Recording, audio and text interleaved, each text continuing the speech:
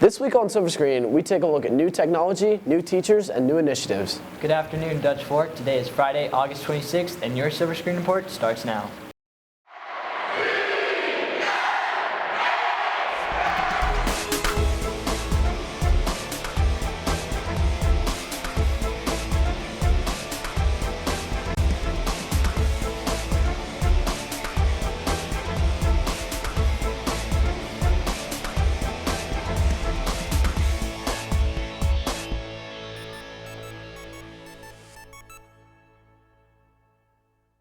With the new year comes new technology. Caleb Hanna checks it out. With the introduction of Google Classroom, students hold differing opinions when comparing Edmodo to the new platform. I personally love Google Classroom a lot more than Edmodo. With Edmodo, it always takes so long to load up, and you try to take a PDF file from a teacher folder, and it would take forever on the iPads. With Google Classroom, since we've already integrated a lot with Google, it's just super up in a jiffy. I like Edmodo because I like the way you can just submit assignments, but I also like Google Classroom because you can go straight to Docs and it's more Google oriented. Personally, I prefer Google Classroom. I think you can communicate better with the teachers and you can talk to them through the private comment. Communication between teachers and students is key, and some would say Google Classroom is doing a better job keeping each other in touch. We're not using Google Docs and Google Slides for one thing, and then out of the blue comes Edmodo and having to integrate that. Instead, it's just one big thing. And I think teachers can communicate based on that. And when it comes to teacher-student relations, it's going to be so much easier. Again, I think that common platform is key. Students then know exactly how they're going to communicate with their teachers, exactly what format those assignments are coming in, what the expectations are. So I see nothing but positives, especially in the lines of communication. Well, I definitely think it's easier to communicate on Google Classroom than it is to Edmodo. Although communication is a big pro for Google Classroom, it also comes with cons. I like asking questions and getting answers is much simpler with Google Classroom with the comments ability than Edmodo. I think one of the big things with Google Classroom is the automatic sharing and the way it's handling the rights issues. When a student submits work and those rights automatically go to the teacher, when the teacher grades and assesses that work and it automatically goes back to the students. How all this Google stuff is all linked together instead of just Edmodo having to do all the steps. The one disadvantage though is Notability is completely out of the loop. This has been Caleb Hanna with your Silver Screen Report. For this week's Kids in the Hall, we asked students if they prefer Edmodo or Google Classroom.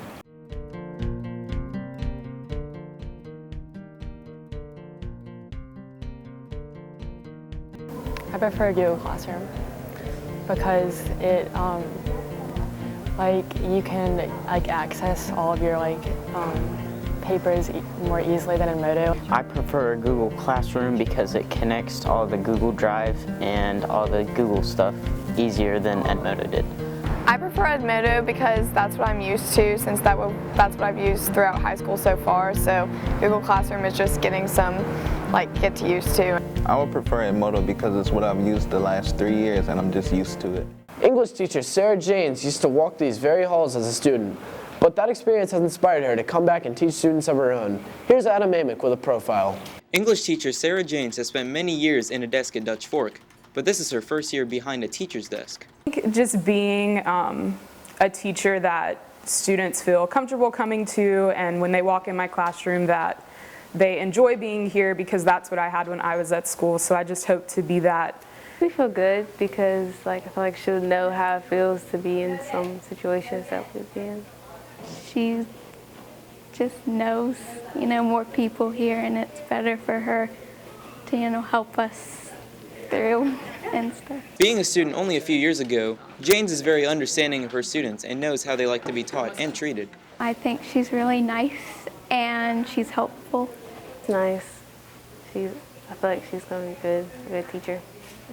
Very enthusiastic. She has a great sense of humor, and she always had something to say about everything and made lots of people laugh. So she was one that you wouldn't forget. Janes recalls some teachers that she used to have that still teach at Dutch Fork.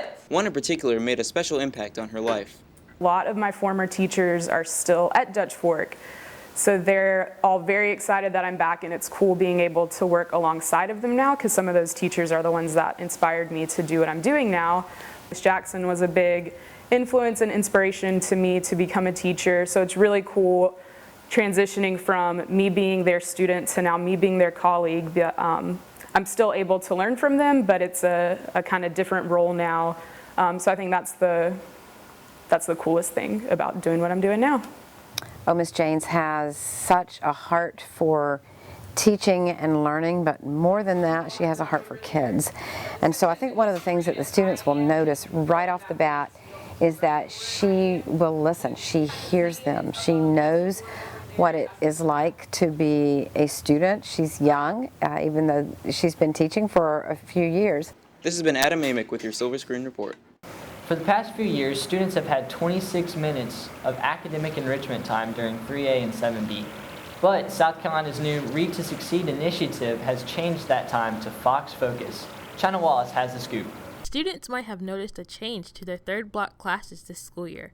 Academic enrichment has been replaced with Fox Focus, a new initiative designed to encourage students and teachers to read more. Fox Focus is dedicated time each day where students will spend 20 minutes during their third block class, and the focus of Fox Focus is going to be reading, based on something called Read to Succeed. Fox Focus is like you just focus more, you can concentrate on your work more, and you know, it's a nice time to focus on your reading.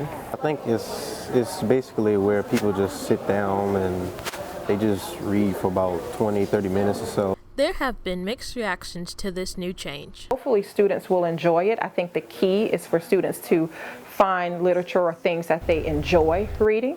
If they can do that, I think they will enjoy the time. But until that happens, some may be resistant. I think just like anything, there'll be mixed reactions. Despite students' reservations, teachers say this time is beneficial to their students' education. I think that there is plenty of, research and academic information out there that shows you that the more any person reads, the better off they are in a variety of things. Do you think that Read to Succeed is beneficial? I think for us at our school, we're fortunate in that it really just formalizes a lot of things that we already do here to promote reading. This has been China Wallace with your Silver Screen Report. The SAT word of the week is peruse, a verb meaning to read in a thorough or careful way. And now let's send it over to Trey and Thomas with this week's Silver Screen Sports Report. Thanks, Sam, and welcome to the Silver Screen Sports Report. I'm Trey Martin, here with my partner Thomas DeSetto, and we're going to bring you updates on Dutch Fork athletics throughout the year. Dutch Fork stormed into the 2016 season last Friday night. After fans and students filled in, the stadium was evacuated due to lightning. After the 2-hour weather delay, the Foxes finally kicked off at 9:30. They used the weather delay to their advantage though, picking up a 45-0 win against Coach Knott's former team. Thomas, who really stood out to you in that performance against Independence High School? I think a player that really stood out to me was senior Bobby Irby. He had 129 yards of offense, 2 touchdowns. I think he brings life to this offense and he's going to make a big impact. Dutch Fork has a bye week before taking on the Fort Dorchester Patriots. Thomas, what do you think we should expect out of them? I think for Dutch Fork, they really need to look out for Fort Dorchester's quarterback, the Carry-On Joyner. He's an incredible talent. He had over 4,000 yards of total offense last year. He can run the ball. He had 1,000 yards rushing last year. I think if we want to get in this game and stay in this game, we need to prevent him from running, and we need to prevent the deep ball. Thanks, Thomas. The Dutch Fork swim team heads to Augusta this week for a meet. Make sure to cheer on your Foxes. Now let's go back to Sam for announcements. And now for some announcements. There will be a Girls in Engineering Club interest meeting Monday after school in room 404. See Mr. Brower for more information. The science team will hold its interest meeting next Wednesday in room 357 after school until 4:30 p.m. And now, here's Trey with more. Thanks, Sam. The Academic Literacy Enrichment Center, or ALEC, is looking for peer tutors. If you're interested in becoming a tutor, see Mr. McGee in room 109. Interested in joining the Pep Club? See Ms. Hirsch in room 207 or check the scrolling announcements for the Google Classroom code. Thanks for watching. We'll see you next week.